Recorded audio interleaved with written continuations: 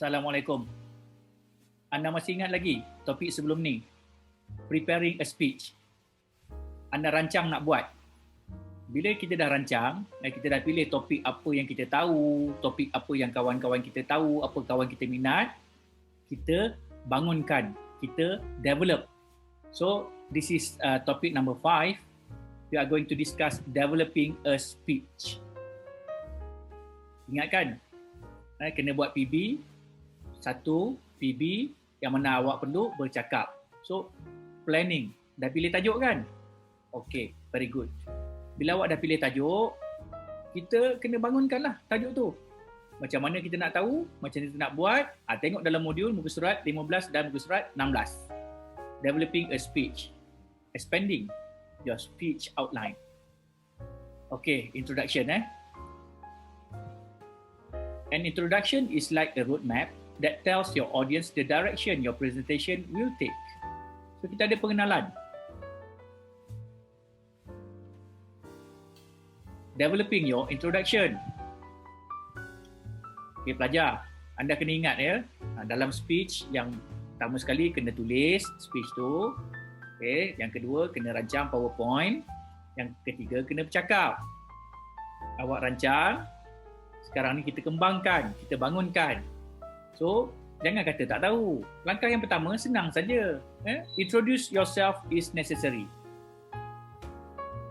Saya nak semua orang bila buat speech, benda pertama sekali dia cakap, Assalamualaikum and good morning. My name is. Beritahu nama awak apa. State your topic and tell the audience what your presentation will cover. So today I want to talk about the safety in the workshop. A good introduction will capture an audience's attention. Start your talk by greeting the audience and introducing yourself. State your topic clearly. I'm going to talk about, today I'd like to discuss, provide an outline of the main points, provide any necessary background or definition of terms. One of the important roles of an introduction speech is to unite the audience and focus their attention. Tengok ni, ini orang yang nak mendengar ni. I can't see from here. I'm really looking forward to this. Wonder if the babysitter is coping okay. Macam-macam. Yang mana pendengar kita ni macam-macam dia tengah fikirkan. Jadi, awak kena buat betul-betul. Okay, dah rancang, dah pilih topik, apa yang menarik, apa semua tu, ada guideline sikit. Nak cerita pasal apa dalam point 1, point 2, point number 3. Develop betul-betul. Ambil kertas, tulis. Ingat awak kena buat PowerPoint sebanyak 12 keping. 10 tu yang paling penting kat dalam tu. Develop your introduction, cerita, introduce yourself. Tell the audience what you want to talk about. Next. Tu introduction, nampak? Body. Developing the body. The body of your speech is the heart and the brain of the entire presentation. Macam ni, pelajar. Awak jangan tengok ini sebagai satu assignment. Awak tengok ni sebagai satu report. Satu benda yang awak kena present besok. Satu benda yang awak kena bercakap di hadapan staff. Dan satu benda yang awak kena bercakap dengan bos. Awak dah perkenalkan diri. Awak dah cakap, okay, awak nak cakap berkenaan tajuk apa hari ni. Ini dia, the heart and the brain of your presentation. Apa? Tengok PowerPoint ni dia cerita pasal feel, persuade, show, tunjuk, tell, information, structure. Ini yang kena ada dalam presentation, bukan presentation kosong, bukan presentation copy paste daripada website, daripada Google, tak nak. Feel, tengok Take into consideration your audience's feelings about your points. Will they be interested? Do they want to know? How you feel about your points also shows. So try to select points that are mostly important to you. Show sympathy, empathy. For example, when speaking about drugs to audience who have family members with drug problems. Tengok ni, kena ada feel. Next, persuade, yakinkan. Use language that will help persuade your audience. Please consider your action count, what you do now will determine. Itu semua tu, ayat-ayat tu pakai. You may use stories, personal experiences, analogies linked to your main point. Show, tunjukkan, show visual aids. So dalam presentation awak ni, mungkin kita nak cerita pasal keselamatan dalam bengkel. We want to talk about the safety in the workshop. You choose one tool. For example, if you choose the cutter is so dangerous. Choose the cutter and label. Give 5 labels. And then you have what else? Welding machine. Choose the welding machine. Choose a visual aid, a picture, and then give some labels. Talk about the machine. It's very easy. Senang. Saya dah bagi jalan dah ni. Okay, visual aids include graphs, pictures, videos. Video tak perlu. Tak payah advance sangatlah nak ada video. Tak payah. Sebenarnya kalau dalam masa depan awak perlu. Jadi untuk PB yang saya perlukan daripada anda ni tak perlulah sangat. Tell, explain your points. It is not enough to show your audience pictures or graphs. You need to tell them what they are seeing. Tunjuk pada saya ni, saya nak bagi markah pada awak kan. Tunjuk. Barang ni berkenaan apa, kalau kita tak jaga macam mana, kalau kena current, pendek umur macam mana, macam kita nak elak daripada benda ni potong kaki tangan kita. Tell. Information, make sure your information is correct. Provide evidence and examples for your claims. Ada bukti ya. Structure. Organize your points. Decide if you want to organize them in chronological order. First, second, third. Mula-mula sekali. Firstly, we have to do this. Secondly, thirdly. Tema apa yang awak nak bawa dalam presentation ni? What kind of theme that you want to bring in your presentation? Order of importance. Most important. Less important. And provide clear links between main points, explanations and examples. Use verbal signposts to guide your audience. Another point is a point to consider. Dan last sekali pakai apa? Firstly, secondly dan finally. Structure, sequence nampak? 1, 2, 3, 4, 5. Bagi structure, biar orang minat tengok. Sudah cover body and conclusion. Developing your conclusion. Give a summary of the main points made in the body of the talk.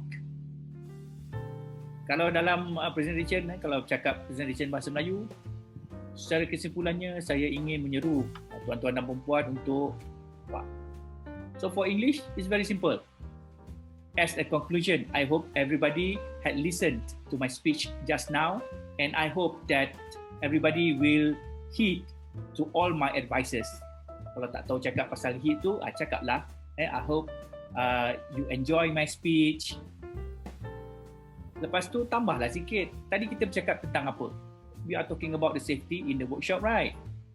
So, ceritalah balik. So, do you remember my first, second and third points? Those are very important. Cakap macam tu. Yang benda ni kita boleh discuss dalam group WhatsApp. Tapi tengok, developing your conclusion, give a summary, restate the main points, re-answer the question. Don't introduce any new information in the conclusion. Yang ni satu kena ingat. Bila dah sampai ke peringkat conclusion, tak payah nak ada tiba-tiba ada point baru. Sebab tu kita rancang. We plan dan kita develop. We develop our speech. Bila kita dah rancang dan kita dah bangunkan, we develop dengan baik, ada skrip, ada PowerPoint, insya-Allah tidak akan tersasar. Dia yang jadi tersasar ni kalau kita punya speech tu tak ada guideline. Kita tak rancang, kita tak ada dia punya struktur, mulalah dia menyimpang ke kiri ke kanan, tak nak macam tu. Lagipun awak ada 5 minit nak bercakap. Signal your conclusion with the phrases like in conclusion, to sum up, to summarize. So I want to hear this in your speech. Cakap in conclusion, to sum up, to summarize. To summarize about the safety in the workshop, we must make sure that we listen to our teacher. We must make sure that when we use certain tools such as, bagi tahu tool apa tadi awak dah sebut, such as the cutter, such as the welding machine, and maybe such as the face shield. Lepas tu, restate the purpose of your talk. I think it is now clear that we must take care of ourselves when we are in the workshop.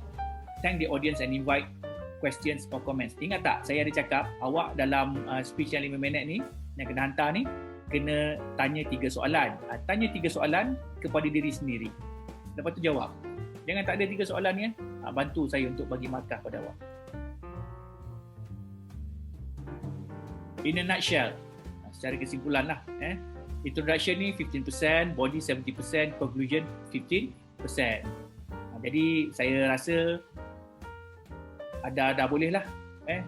Boleh cari maklumat dekat internet, Google pasal keselamatan dalam mengkir. Tak ada masalah. Rancang berkenaan dengan keselamatan dalam mengkir, pilih 3 poin. Lepas tu dah tulis, type benda tu, buat PowerPoint, tulis skrip tu. Lepas tu bangunkan dengan cara yang kita dah bincang dalam PowerPoint ni. Saya dah sediakan PowerPoint ni, dan sebelum kita akhiri video kali ni, saya nak awak tengok 2 video. Tengok sampai habis. Selepas tu kalau ada masalah, kita bincang. Kita sambung ke video, okey? Ada 2 video. Watch these videos for more information about developing your speech. So video ni, ada 2 video ni nak bantu awak lah. Macam mana nak buat speech. Kita tengok sama-sama, saya tunggu sampai awak tengok sampai habis.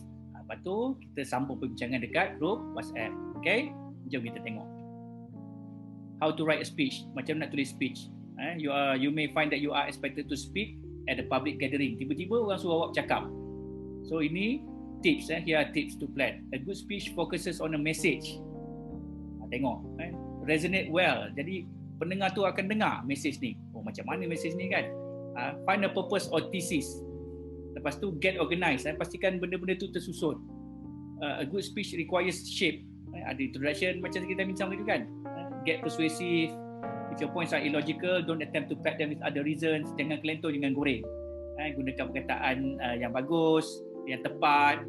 Lepas tu gunakan bahasa yang laras bahasa yang sesuai.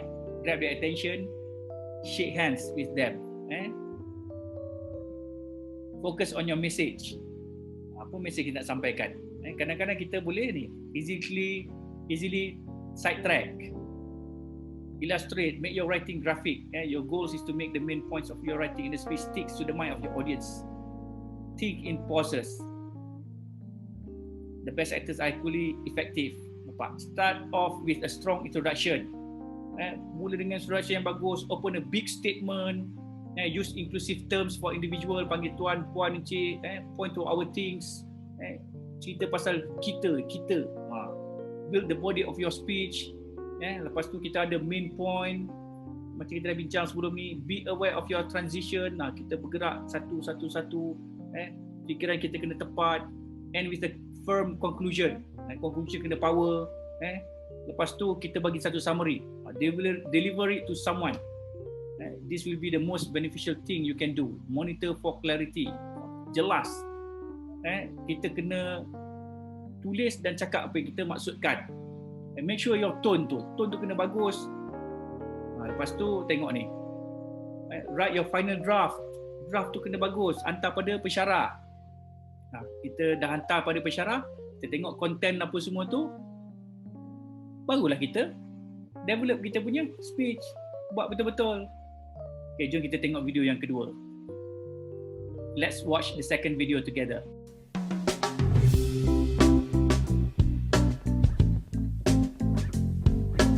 Hi, my name is Shannon Daniels, public speaking and communication coach, and I'll be your education guide today. In today's lesson, we'll be learning the basics of proper speech structure. Maybe speech writing comes easy to you, or maybe you've tried and feel defeated, not quite getting how other people put their words together so easily. Or maybe you're the kind of person who gets so frustrated with speech writing that it just makes you want to pull your hair out. Regardless of whether you feel speech writing is easy or difficult, there are some basic principles to structuring a speech that everyone should know. And knowing these basic principles can be the difference between delivering a speech to celebrate or wanting to run off stage as quickly as possible and hide. So, without further ado, let's get down to business. The speech is comprised of 3 parts: the introduction, body, and conclusion. We're going to start at the beginning with the introduction. The introduction is where you set the tone for your entire speech, create interest, and let your audience know what you're going to be talking about. In setting the tone and creating interest, it's important to grab your audience's attention right away and let them know what's in it for them. This will get your audience members engaged and excited about your speech. There are 4 common attention-grabbing techniques for opening your speech. You can ask a question to get your audience thinking. You can make a startling statement that grabs their attention. You could share a relevant and engaging quote with them, or you can tell a personal story that connects with your topic and audience. Regardless of what type of opening you use, it's important to make sure that it's relevant to your overall core message and that it links to your main point. Once you've grabbed your audience's attention with strong, relevant opening, you need to tell them what you're going to tell them and why it matters to them. This is an important part of your introduction. You're letting your audience know what you're going to be talking about in your upcoming presentation and what they can expect to take from the speech. For example, if you're going to give your audience 5 tips to be more organized, you may say something like, over the next 20 minutes, I'm going to share with you 5 ways you can be more organized so that you can reduce stress and accomplish more. Now that you've got your audience engaged and prepared for what you're going to talk about, you can transition to the body of your speech. This is where you share your core message and main points to support that message. You should develop 3 to 5 main points that enable you to convey your core message. Yes, only 3 to 5. Sharing too many key points is a common mistake made when delivering speeches. Your audience only has so much capacity, and while it may be tempting to share as much information as possible, you must be careful not to dilute your message or overwhelm your audience members. Leaving your audience with fewer main points and takeaways will make your message more memorable and impactful. To further increase impact and keep your audience engaged throughout the body of your speech, you should organize your main points in a logical manner so that your audience members can easily follow along and make sense of the information you're sharing. Now that you've conveyed your main points to your audience, it's time to wrap your core message up in a neat little package with a bow on top. Or, in other words, tell them what you told them. You do this by reiterating your main points and why this information is important to your audience. Then, before wrapping up, make sure to provide your audience with a call to action, the action you want your audience to take based on what they learned from your speech. If there's time and the presentation format allows for it, you can then extend an open question and answer period to your audience. When you're done with your speech, make sure to graciously thank your audience and wait for applause, because trust me, there will be plenty. How did that applause feel? Pretty amazing, right? By employing the basic principles you learned in today's lesson, you'll be one step closer to that standing ovation. Before I leave you, let's quickly review what you learned today. A speech has 3 parts: the introduction, the body, and the conclusion. In the introduction, you want to grab your audience's attention, tell them what your speech is going to be about, and let them know why your topic is important to them, or, in other words, what they'll get out of listening to you. You then transition to the body of the speech, where you share 3 to 5 main points to convey your core message. This is the meat and potatoes of your speech, where you provide all of the pertinent facts and information in an organized and logical manner that makes your message clear to your audience. Finally, you transition to your conclusion, where you reiterate your main points, why the information is important to your audience, and then let them know what action you want them to take. Remember these guidelines for structuring a speech when you sit down to write your next oratory masterpiece. I hope that you found this brief training both informative and useful. Check out the other training videos and tip sheets available on my website as well. And when you're ready to take your public speaking and communication skills to the next level, I'm here to help. Contact me today for a complimentary consultation to learn how you can unlock your public speaking potential. So that's it. I hope you understand.